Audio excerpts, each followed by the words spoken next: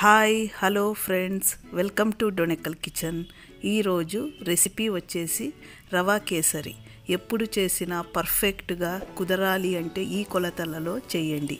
ఎప్పుడు రవ కేసరి చేసినా సూపర్ టేస్టీగా వస్తుంది, అలాగే ఫాస్ట్గా అయిపోతుంది. ఇప్పుడు పర్ఫెక్ట్ రవా కేసరిని ఎలా తయారు చేయాలో చూద్దాం.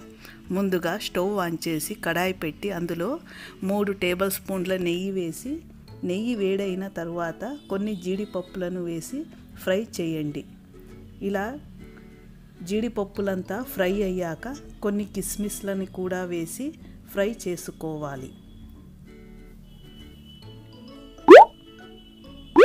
ఇలా కిస్మిస్ కూడా ఫ్రై అయిన తర్వాత 1 కప్పు బొంబాయి రవ్వని వేసి లో ఫ్లేమ్ మీదే ఫ్రై చేసుకోవాలి.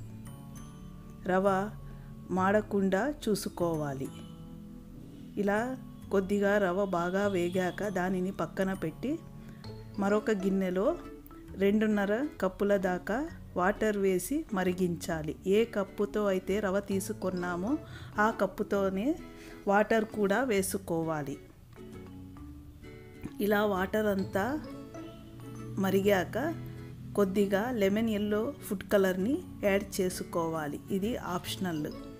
ఇలా వాటర్ అంతా మరిగాక ఇందాకే వేయించిన రవ జీడిపప్పుని ఇందులో వేసి ఉంటలు లేకుండా బాగా కలుపుకోవాలి.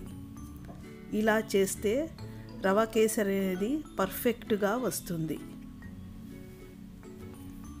ఇలా ఉండలు లేకుండా కలుపుకోవాలి. ఇలా రవంతా దగ్గర పడ్డాక దీనికి 1 కప్పు పంచదారని వేసి బాగా కలుపుకోవాలి. ఏ కప్పుతో అయితే రవ తీసుకుంటామో అదే కప్పుతోనే షుగర్ కూడా తీసుకోవాలి. కొత్తగా చూసేవారు మన ఛానల్ని సబ్స్క్రైబ్ చేసి పక్కనున్న బెల్ ఐకాన్ని క్లిక్ చేయండి. నేను ఇక్కడ ముందుగానే వేడి పాలల్లో సాఫ్రాన్ని నానబెట్టాను. దానిని కూడా ఇలా రవా కేసరిలో వేస్తున్నాను. మీరు కావాలనుకుంటే వాటర్ మరిగేటప్పుడైనా వేసుకోవచ్చు. 1/2 టీ స్పూన్ దాకా యాలక్కుల పొడిని కూడా వేసి బాగా కలుపుకోవాలి.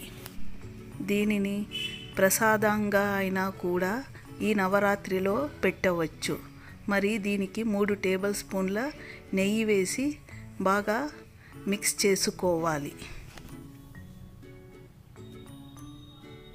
అంతే, ఎంతో టేస్టీగా ఉండే రవ కేసరి రెడీ.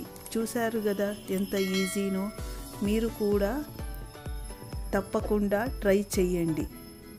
ట్రై చేసి ఎలా వచ్చిందో నాకు కామెంట్లో తెలుపండి. ఈ రెసిపీ మీకు నచ్చితే లైక్ చేయండి. మరిన్ని వీడియో కోసం డొనెకల్ కిచెన్ సబ్స్క్రైబ్ చేసుకోండి. Thank you for watching డొనెకల్ kitchen.